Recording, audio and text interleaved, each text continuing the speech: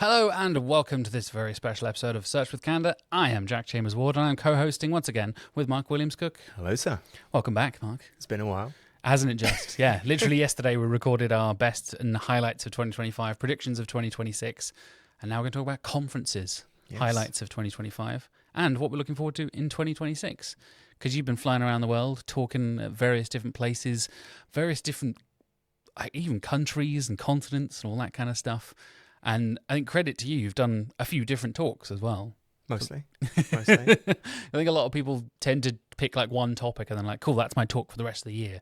But I've seen you do, talking about a lot of the Also Ask data stuff, obviously kind of first debuted at like SearchNorwich back in the day, and then your Rags to Riches talk as well.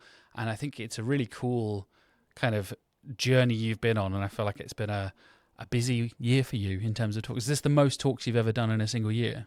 So, yeah, this is interesting actually, because I think there's a reputation that I do lots of public speaking, which I actually don't. No. I was telling people, I've known you for 5 years now. Yeah. So I think this year I did a lot, like the most I've ever done. So I think it was literally like 12 conferences I went to this year. But before that, it's honestly been, I think I've maybe done less than 10 public speaking events over the last 10 or 15 years. Generally, because I don't think I have anything that unique to say. Like, there's always someone talking about these topics and they're doing a great job. So I'm kind of like, I don't really have anything else to add. But because we had like the Google leak stuff was the main thing, and then we've had really nice, interesting data from Also Asked. I think that's just been a new angle. So yeah, it's been lots of fun. And I think the best thing for me, and this is why I wanted to do this episode as well. Like, this was a special request from you. Yeah, it's a special request. That you get them occasionally. The really interesting thing for me was actually just the people I met over the last year. So I knew quite a few people, obviously, in the industry, like online through Twitter originally, and then through LinkedIn. But there's a whole, I think, different, not subset, but different group of people that are not that active online, that are in SEO, been in SEO a long time, super smart people, and actually more importantly for me, super nice people, who I've had the pleasure of meeting over the last year and a half, which has really been fantastic for me, and wish I'd kind of done that sooner in a way. So I wanted to share of this year, of all these conferences I've been to, like 5 that were special, like highlights for me, and specifically why. Because you sometimes get people like, I don't go to that conference because I don't learn anything, or and I think there's lots of different reasons why different people go to conferences. So I wanted to talk about some of those reasons that might not be apparently obvious if you're just looking at the website for the conference. I think that's an interesting part of it, because as much as, and as we're talking about, we're preparing to do SearchNorwich XL. We've been talking about website design and all the kind of like what kind of brand we want to do and all this kind of stuff. And how do you convey, and it's going to be very Gen Z kind of language here, but the vibes, right? How do you you can list a bunch of speakers, you can talk about the number of attendees, the kind of topics that you've covered and all that kind of stuff. But like you said, there's a bunch of cool, smart people. Are they nice to hang out with? Do you want to go to the pub with these people? Do you want to hang out and go for a meal and all that kind of stuff? And it's those moments, I think, those community moments, those, oh my God, it's nice to finally meet you kind of moments that really stick out in your brain a lot of the time. And for sure, not saying that the talks aren't worthwhile, but I think it's often that stuff that is that kind of almost intangible human connection-y kind of stuff that lingers. And that's quite hard to convey in like a brand package or a website or whatever. It's just like, everyone's really cool. Like, sure, anyone can say that. But I think this is going to work as a really nice first-person account, hands-on experience kind of stuff of like, these are genuinely places you should be checking out. Hopefully they'll be running again, and we'll talk about it in 2026 as well. So yeah, you've got a top 5, is that right? I've got a top 5. Cool. Yeah. And this isn't necessarily, I didn't like the other conferences I went to. This is, of the places I've been, these stood out for specific reasons. And it may have been that actually there was a couple of conferences that were like this, but I just had to pick one. Yeah, sure. So I'll start off with my position 5 with the obvious example, which is the big one, which is Brighton SEO. We talk about it a lot on the show. We talk about it a lot on the show. And it's interesting, actually, you said there about oh, there's cool people here. Would you like to go to the pub with them, for instance?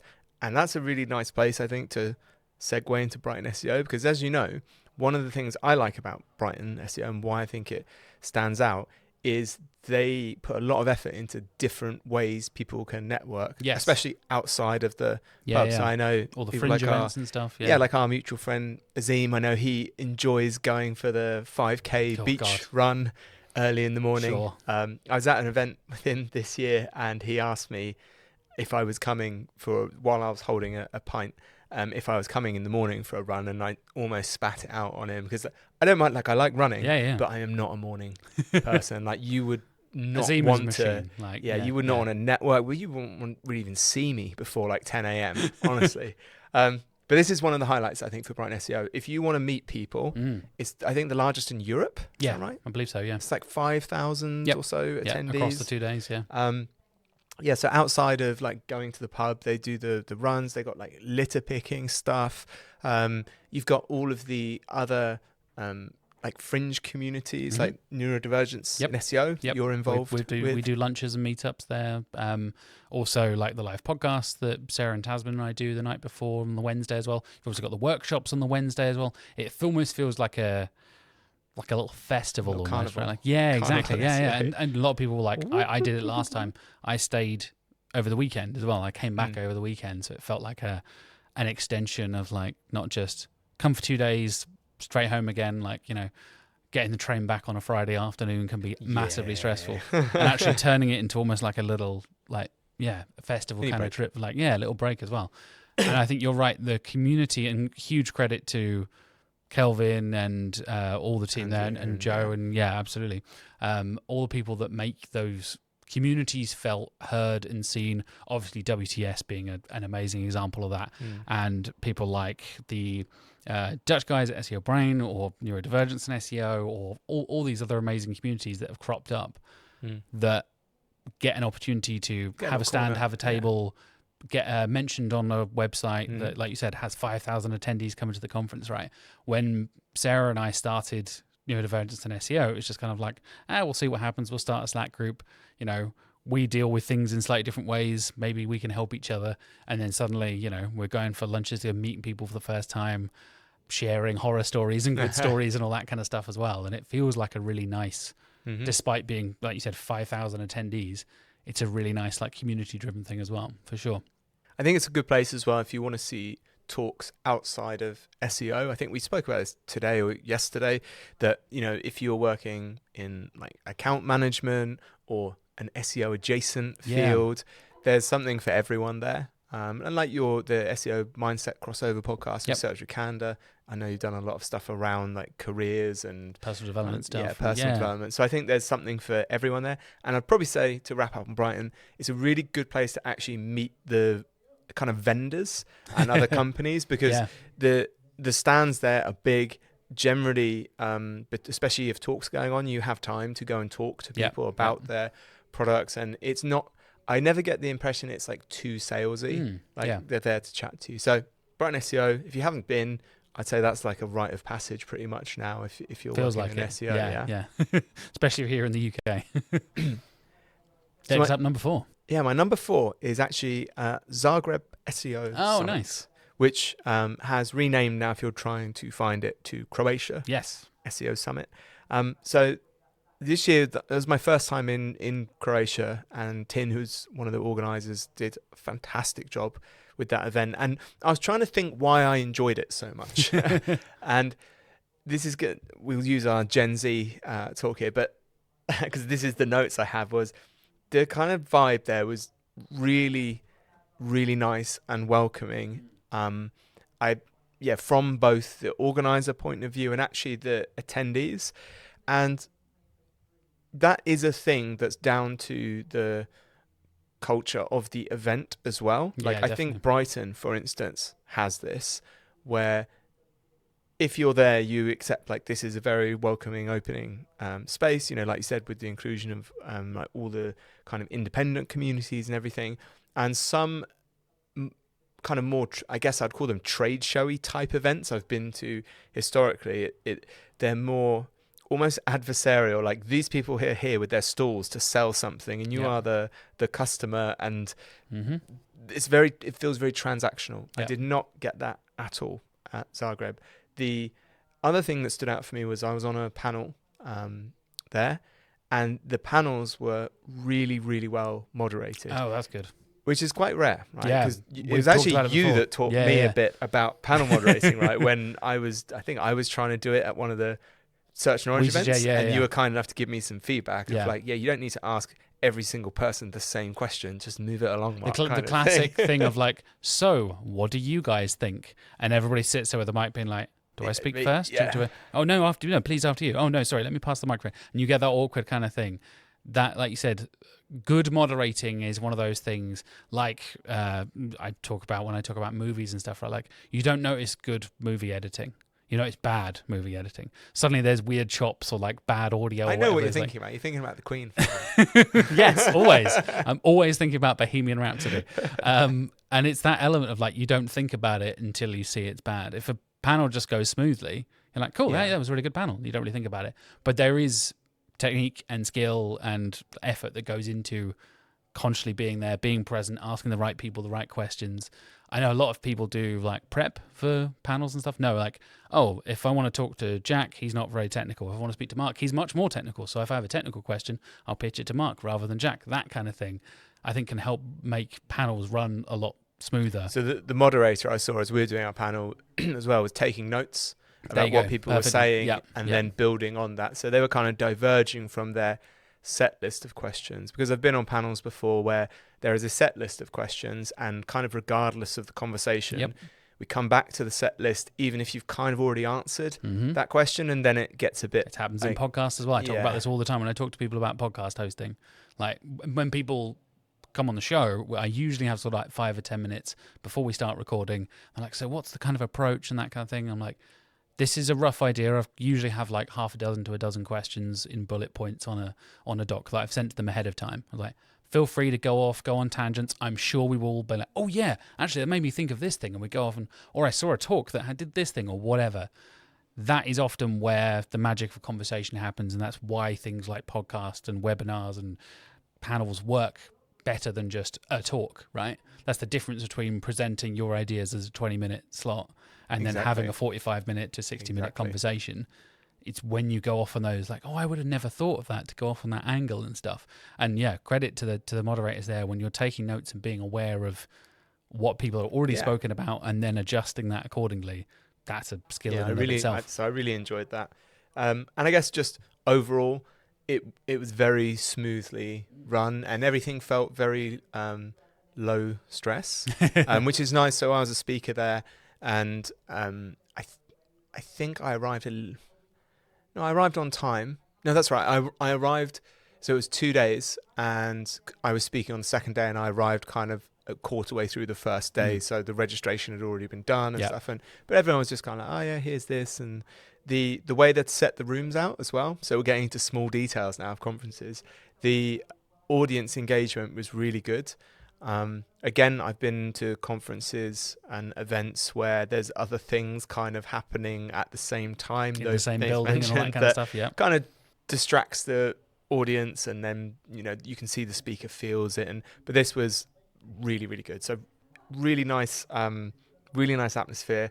I really want to go back to the Croatia SEO Summit. If I can make it happen this year, I would, but highly recommend you check that one out. Yeah, credit to Tim, credit to Kreshtamir, who I had on the show in 2025 as well. Talked a lot about I think I literally recorded that episode 3 or 4 days after Zagreb finished. Oh, really? Yeah, and I was like, are you going to be all right? Are you going to be hungover? He's like, nah, fine, don't worry about it. He was just like, yeah, I can handle it. It's no problem. I did notice, actually, and we spoke about this, they put me on what they called the hangover slot. So they had the party. Have you built a reputation now? They had a party after the first night. Of course, yeah. And then they put me on, I think it was like 9 or 9:30 in the morning the next day. And it was great. I was fine. They actually put it back because so many of the audience had such a lovely time. They were a little bit late. It's the classic second day. But that's why I liked it as well, because because it was not a massive event, like you couldn't do that at Brighton SEO, right? But they were just like, yeah, well, we'll push it back 30 minutes. It's fine. And then the room filled out and everything was fine. And people had their coffees and they were happy. And I was just like, this is really relaxed and it's good. Nice. Number 3, what's next? So my number 3 is a bit cheeky. Okay. It's not a conference. Okay. So I've put here, from my experience with them, the SEO FOMO Meetups. Oh, yeah. So yeah. Aleda Solis from SEO FOMO runs these kind of ad hoc in different places. So they've happened in Barcelona, in London, in Berlin. I think there's one in Australia. Oh, wow. These meetups, which normally happen around the time of conferences, normally because Aleda's there. Yep. And I wanted to include them because I've seen they're normally panels and they've had great people on the panels. So it's one of the first times I saw Gary Esch from Google on a panel, who's fantastic, just in terms of how brutally blunt he was with his answers. If you've ever heard Search Off the Record, that's pretty much what he's it like. It was like podcast, that turned up to 11. Yeah. He was, and just his like, well, I'm on holiday, so I can say what I like. And I was like, well, okay, cool. But the thing I like about those events is a few things. Firstly, they tend to be the SEO community, but just because of the size of latest reach and stuff, it's not like a bigger conferences. As I said, you get SEO people and like SEO adjacent people. Because it's just a bunch of people generally working in SEO in the room, the panels and the conversations are, I know it's probably an overused term, very authentic. Yeah. So the last one I went to in London, there was a big panel conversation about like geo and prompt tracking. Right. Yep. And basically people being like, yeah, it kind of sucks. It's really hard to do. Some people saying, well, it doesn't have much value. It's not accurate. And some of the audience was like, oh, I can't tell my boss this, or like, I didn't want to hear this. And I was like, this is for me really valuable, because you probably wouldn't get that on a stage. You know how like when science experiments happen and there's no kind of interesting result, they just don't bother like making a deal about it, even though that's important kind of science itself. Yeah. I feel that's like most of science. Yeah. I feel the same applies almost in SEO of like, okay, we don't think this is necessarily a thing, but that means there won't be a talk really normally talking about that. So I appreciated firstly just how like raw those panels were. It was just like, yeah, we work in SEO, this sucks, this is hard, or this is good, and this is what I've done. There's a lot of networking time you get at those events as well. So the one we went to in London, Studio Hawk, I think sponsored, well, I don't think I know, I was there. They sponsored like a nice little like after party thing at best place for me ever. It was a place called NQ64 in London, which is basically just a giant bar full of arcade machines. So I was in heaven for me. Great stuff. Were you just destroying people at Street Fighter and stuff? And of course. Just ruining people's time. Do you want to play Street Fighter? Okay. Yeah, sure. Yeah, I'm really good at it. People just randomly mashing buttons. So, and the other thing is free. So yeah. I would say maybe if you're a freelancer and you're like, I can't afford 900 euros for this conference, SEO FOMO is a great way to access community, access the speakers as well. It's just, again, a lovely bunch of people because they're kind of impromptu meetups. It doesn't have like conferences do like a big code of conduct. It's just because it's generally lovely people. They don't need that. It just works. When you build a nice community, you can kind of just everyone be cool and everyone's cool. Exactly, right? Like, yeah. And I think that we've seen a lot of that kind of, obviously we were doing it with Search Norwich before, right? The smaller kind of meetup, semi-regular kind of things. And I know Andy Frobisher and a couple of guys up north are doing Search Lancaster now and doing like some stuff up north as well. We seem to be kind of cropping up. And I think I mentioned this in the episode at the end of last year. End of 2024, heading into 2025. There is a nice like spread of conferences, both large and small, and also these kind of networking meetup-y kind of things. And like you said, you can get just a single panel or like one or two speakers rather than a big, okay, I've got to book time off work, I've got to work out childcare, Exactly. It's like, this is just an evening, you can go and relatively chill and like we said, the community side of things and meet nice people, right? Absolutely. Number two. Let's get stuck in. Very special one for me, which was the Tech SEO Summit in Hamburg. Nice. Which I think I'd like heard of before, but I didn't know a lot about it until I was invited to speak there. And the pitch to speak there was basically no beginner stuff. Like, assume everyone in the room is basically an expert. Cool. So you don't need to. That's already a USP, right? That's interesting already. 100%. Yeah. Because it's the biggest worry. The bigger the conference, the more baby steps and more spoon feeding you need to take to make sure everyone's on the same page. Because obviously, if you lose people early on, you've lost them along the way, right, for the whole story. So this was really interesting, and it was basically no beginner. Don't worry about beginner stuff, and just come and nerd out. Nice. And it didn't even need to be. So the other thing you get from a lot of conferences is make your talk actionable. The main thing people want is to be able to go away and learn and do something. And again, they were like, nah, just make it interesting. Just whatever you find interesting that you think is nerdy and like is exciting you, just to talk about it, even if it's like not finished. Funny enough, that's something you've talked about before, where, like you said, so many people focus on has to be actionable, has to be practical, has to be this kind of stuff, and also accessible being the other side of it, right? And I know you have fed back and mentioned on the podcast before, like, actually high level theoretical conceptual stuff can be even more interesting to get your brain whirring and get you going and thinking about, like, oh, I never would have thought of that. I didn't even know that was possible, kind of stuff. And the why, not the how. Exactly right. Yeah. I think that's a really interesting way for the Tech SEO Connect guys to kind of craft that out and like make it feel different to Tech SEO Summit. Sorry, Tech Connect SEO Summit is a different one. I apologize. Tech SEO Summit, and how they make that feel different, where it's not necessarily for beginners and it's not like has to be a particular way. I mean, there was a whole talk about cool, interesting things. There was a whole talk someone did about how they were partially decoding strings of base 64 they found in their browser, which was giving them a lot of structured data around Google Shopping, so they could extract the prices of stuff if stuff was on sale just from like the URL. Oh, cool. And they were kind of like, I haven't finished doing this, but here's what I found so far. Yeah. Absolutely enthralling stuff. Really interesting. And the other thing about that event as well, I think it was only like, I'm going to say 80 people, which is like the size of our Search Norwich meetup, just the meetups we did. But because of that, it was really intimate in that you got to speak to pretty much everyone there, or everyone you wanted to speak to. It wasn't like... You speak to the speakers and stuff like that? It wasn't like, some of the conferences, I'll try and catch that person, but then, 20 people are queuing to speak to them, and you're like, oh, I'll leave them. Like, when you see poor John Mueller at a conference, like bees around a hive swarming, and I'm, just like, I'm just going to let that guy rest. Poor John. But the other thing that other people said to me about that conference when they're at it was the kind of overwhelm is very low. Right. So Brighton, and I'm great with crowds and noise and lots of people, but Brighton, like especially between talks, is just like a sea of people, buzz, and it's just it's tiring being there and being on. So this one was a lot more relaxed, which again I think's a different conference experience. So if you are like, I don't necessarily want to go to a conference and shake hands with 70 different people. I'd much rather sit quietly. It was in a nice like cinema that they did it. Nice. And just really nerd out. And then if you want, just go home. Like that could be the event for you. So that was my number 2. Nice. Number 1. What's top of 2025? I don't think this will surprise anyone because I always bang on about it all the time.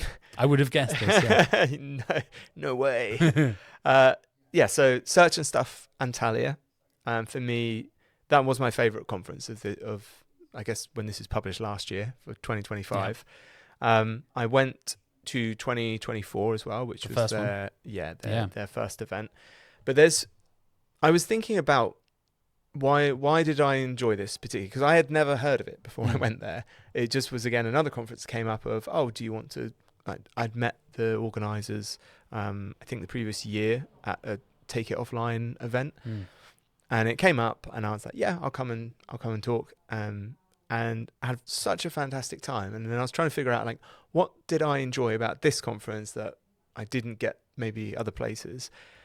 And it took me a while to figure out, but the thing I enjoyed about it was what I said to you a minute ago about the like SEO FOMO community, is that that was just such an ace group of people together. You can go and talk to anyone. They will be nice to you. They know shit. Like, you're going to learn something.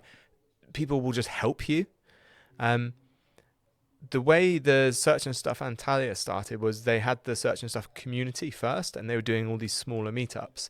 So they'd already built this network of people in search and marketing that started very small, like grassroots, to use, marketing terms. But what they've done is basically combined an existing community with a conference event. So you get the best there of both worlds, in that it's a conference and it's a very well run conference, but there is this small, very friendly community feel. Like, I have never felt as welcomed in a space, as that, in terms of people just coming up, just speaking to you and being super helpful, super nice, staying in touch afterwards as well. And there was a lot of polish there as well. So even in the first time that I attended that conference, I was a bit like, oh, there's going to be talks in Turkish, obviously. But they had invested in, which I'd never had at an SEO conference before, was like professional live translation. So you get a little headset and you can just listen to the talk. And because they're actually pros doing it, they read the decks first and then suss out exactly what they need to say. That is so impressive. That's something I've brought up a few times in conversation with people, just being like, they did live translation and it was English to Turkish and Turkish to English as well, right? So exactly, no matter what your native language was or what your level in the other language was, you were able to. And they were really good translations. Because that can make a huge. You can offer that service, but it needs to be good, right? And like you said, tiny little things, exactly as we were saying with moderators and that kind of thing. A bit of prep goes a million miles. Reading the decks ahead of time, being aware of the topic, the kind of thing that the speakers are going to be talking about, being prepared for that kind of stuff, brushing up on like, how do I translate SEO jargon phrases? Like, that can really trip people up because a lot of it is just an English word. You just reuse that word. Like, well, I was really worried because I was doing like a really technical presentation. Exactly, yeah. And I went and spoke to them first, and I was like, "Oh, are you okay? Like with this?" And they were just like, "Yeah, it's all fine, it's all done." And I was like, "And this?" And they're like, "Yeah, it's this." And I was like, "Okay." And then the cool thing about that was, I then got people come up to me that couldn't really speak English to ask me questions about my talk, and we were literally using Google Translate to try and communicate because none of my helpful translator friends were around. But to me, that was the connection, because I went to a couple of other conferences this year that had multi kind of language, and there wasn't any translation. And then I'm just kind of like, especially being the classic monoglot British person, just kind of sitting there twiddling my thumbs. And I'm like, well, people seem to like it, but I can't now talk to that person. Yeah, exactly. Yeah. Even if they can speak English, I can't talk to them about their talk because I've basically missed out. Yeah. So that was a huge thing for me. And the other thing was the access that you got to speakers through the audience. So again, a couple of conferences, kind of like you have the conference and then there's this divide of speakers go here and then all the attendees are like over here. They're at some private party or something. And scraps for the mortals over there. Like, right. So the really nice thing there was the whole event was done in like a 5-star hotel, which helps, right? Because that helps the vibes. But it meant everyone was just mixing together. All the audience, it's a level playing field, right? All the speakers were mixing for a long time, and because again it was a multi-day conference, even Brighton doesn't have that, because in Brighton, although everyone, they have the specific events, because there's so many people, obviously people disperse, don't they? As soon as the conference is over, 3,500-4,000 people into one exactly. thing, But people go to restaurants, different bars, some people go home, like whatever. Because of this was all contained in a hotel that they'd booked for every attendee and speaker, everyone was there. So that was, again, I think, strengthened that community feel for me. So that was fantastic experience. And 30 degrees in a nice beach always helps for me.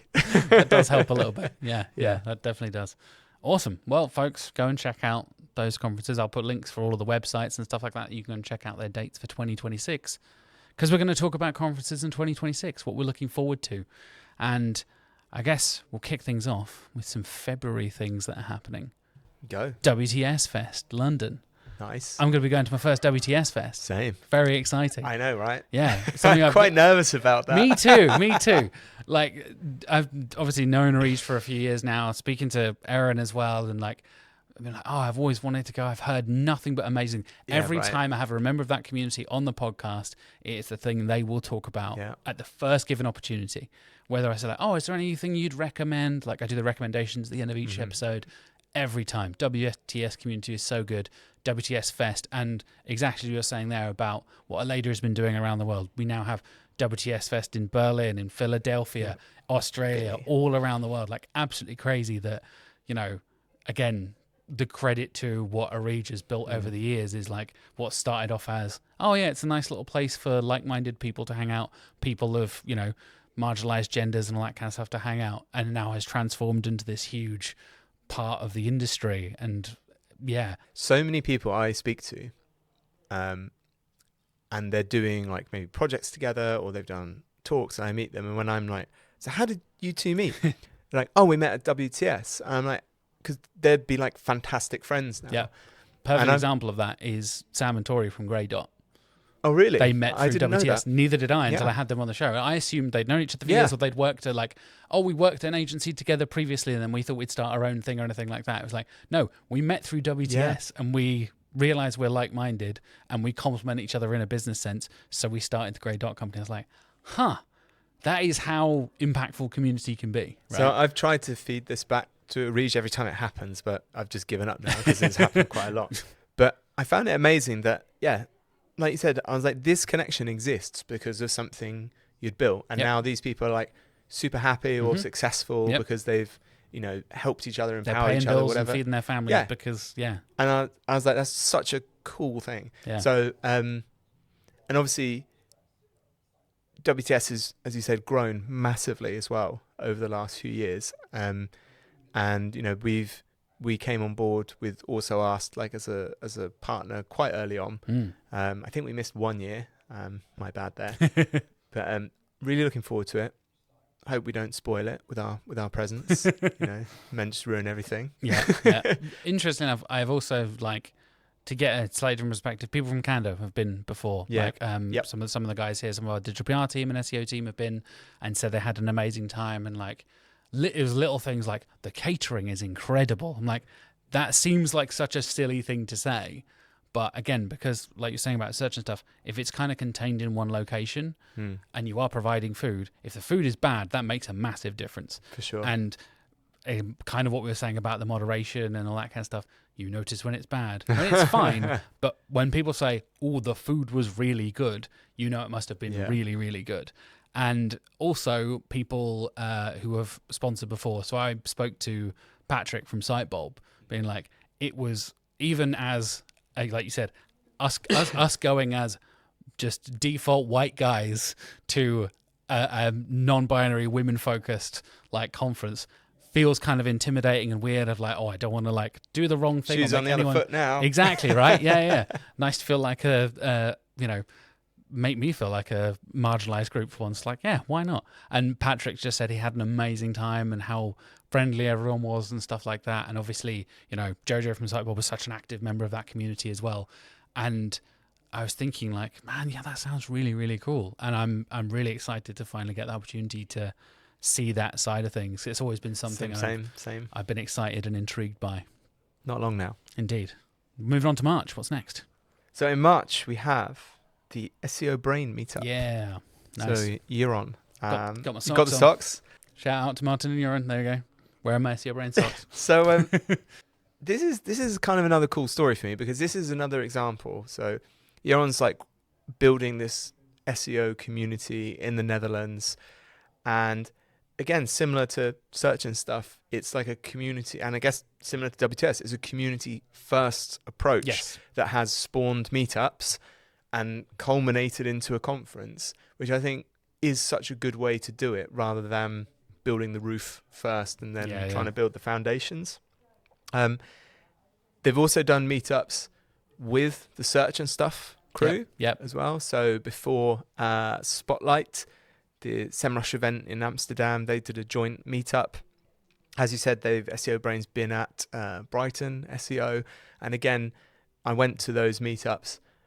Just so lovely to meet another SEO community like that, full of great people, and especially one from the Netherlands. So, I'm half Dutch, but the great thing is people from the Netherlands generally speak excellent English. So there's no worries for me there. So they have on the 26th of March in the football stadium in Rotterdam, they've got their event.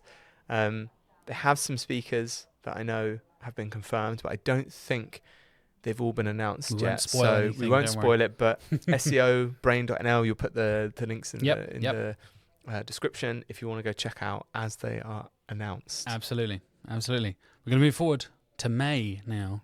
My and birthday. head up north. Yeah, it's not far from you, but it's about a week before your birthday.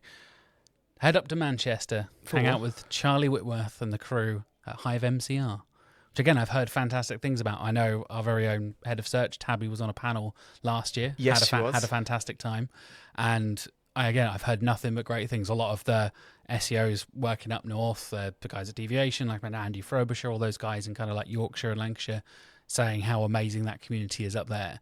And it seems like a weird thing, and obviously we put British geography into perspective of like all the Americans are like, shut up. I was like, oh, it's a 3-hour drive, is it? Yeah, my commute's 3 hours, like typical things like that. I was like, no, going up north feels like quite a lot of effort to us Brits, especially we're here in Norwich, right? It's quicker for me to get to Amsterdam. Oh yeah. Than it's less than an hour flight to Amsterdam. It's 29 minutes on a flight, but it's like a 5.5-hour drive to get to Hive. Yeah. Exactly. But yeah, I've heard nothing but great things. The speaker lineup has been absolutely fantastic, and yeah, what Charlie has done, like you said, crafting that kind of community-driven kind of thing. The venue looks incredible. I think he's angling it as a festival. Pretty much, yeah. So it's expanding to 2 days now as well. Yeah, right? he's kind of said, I want a SEO festival vibe. I don't know exactly what that means yet. Because I've been to festivals and I've been to SEO events, and at the moment there's no overlap in that Venn diagram. But I'm interested to see that. But I agree with you that the lineup I saw for like last year of Hive was incredible. Yep. Like really, really strong speakers. And I think that's the advantage as well. And one of the reasons it's on my list, because Charlie has been in the industry a long time. He's active, working in the industry. He's in the trenches doing SEO. Yeah, definitely. That gives him the ability to know who, good speakers are and what they're going to be about.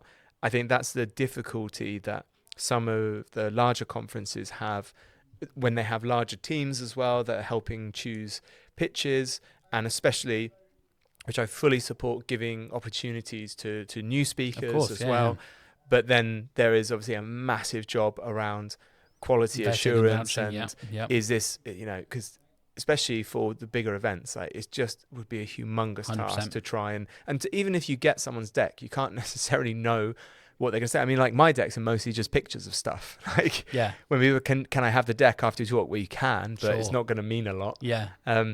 So yeah, that's one reason I think, or one of the reasons I think Hive's going to be really good. So yeah, the literally the tagline on the homepage here is the SEO conference that thinks it's a festival, like straight away. And already people we've had on the show before, people like Gus Pelosia, Itamar Blauer, Dawn Anderson, Gianluca Firelli, someone called Mark Williams Cook, I don't know if I'm pronouncing that correctly, Jono Alderson, like the who's who powerhouse kind of lineup of amazing.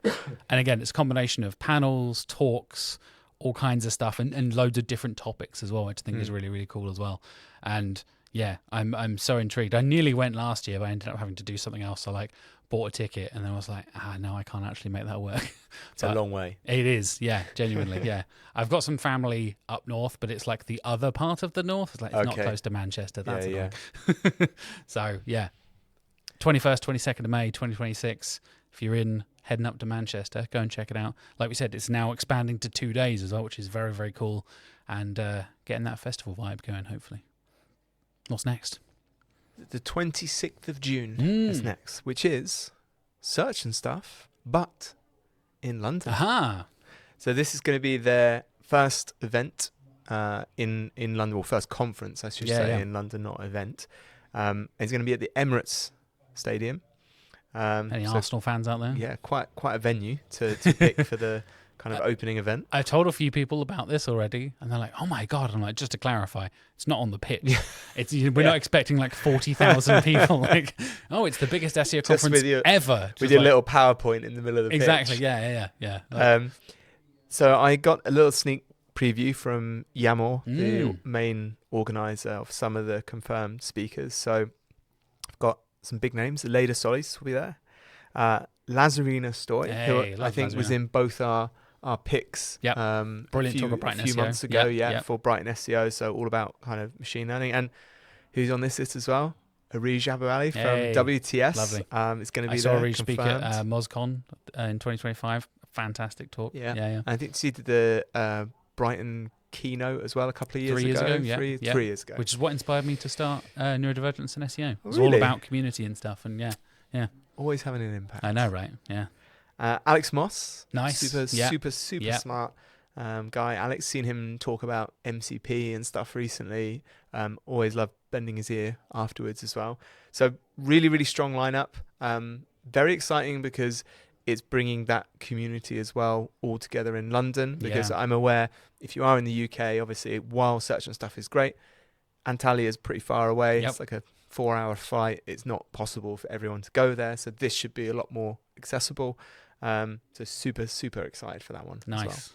Yeah, I'm excited to experience search and stuff. I've not been to the Antalya one yet. And like I said, be part of that community, bring that vibe and that community over to the UK, make it more accessible for us. Not that we're not spoilt for conferences and stuff anyway. We have some amazing ones here already. And then September. Finally. Drum roll, please. 24th of September, 2026, SearchNorwich XL. We have confirmed our venue. I won't spoil that yet, but we have confirmed a venue. We've confirmed the date. It's finally happening after our painful attempts in 2025. The very unpleasant sort of like Q1 of 2025 when we were like, we'll get it all sorted before Christmas. And then it didn't happen. And then in March, everything fell through and I basically had a breakdown. I was like, no, we were so close. Happens. Yeah. And we're going to make it happen. About 250 is the number we're aiming for in terms of attendees. We're thinking panels, speakers. We've already spoken to a couple of people that we'd spoken to previously in terms of, some regular faces on the podcast that have been on before, names you will know and things like that. And I think it's combining, all of our experiences from attending conferences, hosting things, speaking at things. We've got a lot of ideas that I think will make this something really special. And I know we were talking to the John and Mark from the design side of things here at Candour earlier on as well, like the way we're going to do the branding and talk about how we want to craft this space and the venue to make it feel very us, right? And I think we had a conversation this time probably last year or so, like, how do we want to do this? Do we want to go big and as an example of like a football stadium kind of thing? Like, that is one way of doing it. We looked at the football stadium. We did, yeah, genuinely at Carrow Road here in Norwich. And you can do that, like they've got all the high-tech stuff and that kind of thing. And I remember having that conversation, sitting down with the directors here and being like, is that our vibe though? Like, how would you, like, if you think of Candour, what kind of thing do you think of? And the venue we've got is actually like a community and charity theatre, which is really, really cool. And they're totally independent, really lovely guys to work with. And I'm really excited to get the ball rolling on all this sort of stuff and finally, like put our experiences and all the feedback we've thought about over the years into action, right? So I think we've nicked some good ideas, like from Hive, very with much the so. So we've got a slightly later start. So we're going to aim to start kind of after midday, which I think is great because it means if you do want to come, because Norwich is a destination, right? You don't go through Norwich. For those of you who don't know, we're out on the east, and you don't really go through. Exactly. It's not like London or Birmingham or anything like that, where you can go, on the way I'll stop off. Exactly. You kind of have to purposefully go to Norwich. So I think things like Hive did that. And it's great because it means if we want to go to Hive, I don't either have to do one of the two options of going the night before and paying for a hotel overnight for whoever in the team's going, or get up at 4 in the morning, a painful early time to do a slog of drive. Exactly. So starting in the afternoon means everyone can kind of make their own way down during the day. the venue, I'm really excited about it. Like, it's my favorite venue of all the ones we've actually seen. Yeah, same. And for a bunch of other reasons, it worked out. They've got a nice bar at the venue as well. So people don't have to like scatter, so we can keep people together. It's a central location as well. That was important for us as well. Yeah, because I mean, Norwich is like, I love Norwich. Like, I really love living here. But the reality is, it's a relatively small city. You know, it's not like London where you can go to an event and then just walk half a mile in any direction and have a choice of 20 places to go to. If you're not central in Norwich, like, the options to get 200 people to another place are going to be very limited unless you literally like organize a coach, right? There isn't a like dedicated event space that is fairly recently cropped up, but it is like a mile and a half out of the city, and it's just far enough. You'd be like, that's like a 30-minute walk. And again, if you've got 200 people doing that, are we organizing taxi? We organize a shuttle service, Lord of the Rings march, exactly, right? It would be such a huge thing. So this is lovely because really important, I mean, it's like 5-minute walk and there's a lot of options it's nearby. Literally not far from the office where we're sat right now, right? Exactly. So I'm really excited for that, because it means that, you know, if people do want to explore Norwich, do want to stay overnight, do want to like network with other people, go for a meal, have a drink, like, all those options. Definitely. All those options are there. I think it's a Thursday, isn't it? It is, so again, like, if people want to make a long weekend of it, or if they're traveling for work, it doesn't like eat into their weekend as well. They're still on work time when they come back. So I'm super excited about that. Looking for sponsors, so that's the next thing. We're making the sponsor pack. So if you're interested in sponsoring an event, get in touch. But we'll be reaching out to anyway, I guess some people that we've already started conversations with. And again, hopefully we'll have some speaker announcements. I guess it's going out in January, so soon. Yes, the plan is, and I'm just now creating a deadline and terrifying the design team and developers at this point. Plan is announcing, and like, you're able to sign up for more information by the end of January, and then we'll hopefully be having sort of like speaker announcements and all that kind of stuff coming out later in Q1, probably towards the end of March is our goal at the moment, giving us that nice kind of 6-month lead up to it happening on the 24th of September. And I think for me, funnily enough, you mentioned Hive MCR. September's my birthday month, which is nice. Hey. So it'll be a couple of weeks after my 36th birthday, which is cool. So it'll be a nice thing, and obviously we'll be very involved in it, like hosting and being there and all that kind of stuff as well. And like we said, now I need to put my money where my mouth is in terms of hosting panels and stuff. So, you have to be here's my feedback for being a good panel host. Now it's your turn. But we've been speaking to some really, really cool speakers who we've seen talk at other conferences, people we really, really admire and want to see speak and want to give an opportunity, hopefully, to a new community and a new audience, right? I know a lot of people we already know might travel to come and see us, but I think particularly why we wanted to do this, and a big part of, I think, your kind of pitch to me when we were having this conversation of where we're doing every other month kind of networky things, let's do a conference, was there isn't anything like this in this part of the world, in this part of the UK, right? No, East Anglia. County, Exactly. Yeah, nothing in Norfolk. There's no SEO conferences around here. There's marketing meetups. There's plenty of other little bits and pieces going on, but hopefully this is us kind of creating something that will carry a lot of momentum and be impactful in this area as well. Because it's weird that Norwich, I think, has a reputation of being a bit old-fashioned and backwards and all that kind of stuff. There's a lot of agencies here, though. But that's it, right? It's a literal medieval city, like literal medieval streets, like literally around the corner from where we are now. But it's a bit of a tech hub as well. There's lots of we have NordevCon here as well. There's developers, there's agencies, there's game developers. There's lots of like cool tech stuff happening, and kind of a nice little thing for us to showcase that and shout about that in our industry and what we're talking about as well. So I'm really excited. Nervous that I've got a lot of work to do, but excited for it as well. Excited. That's just excitement. That's not nerves. Exactly. So we'll put links for everything you can go and check out and buy tickets, sign up for all the like notifications and that kind of stuff. All the links for what Mark enjoyed in 2025 and what to look forward to in 2026 as well. And like I said, as soon as SearchNorwich XL is official, we will let you know. We'll be shouting about it from the rooftops, from the podcast to the newsletter to everything else. So please do get excited and put 24th September in your calendars. Pencil it in now so you don't double book. Cool. I think that's us for this week. Anything else you want to talk about, Mark? Anything else you've got coming up soon? No, just hope I see some of you at some of those events. Come and say hi.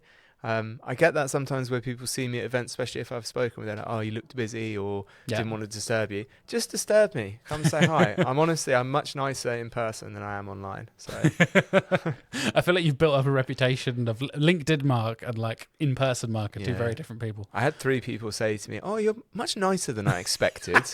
I'm like, thank you. People have asked me questions like, so why is Mark? Is he like that in real life? It's like, no, he's a lovely guy. Like, he's pretty chill, to be honest. Like, we work literally like a meter from each other across a desk, and he's pretty chill. Like, he's not just starting fights the whole time. No, that's just LinkedIn.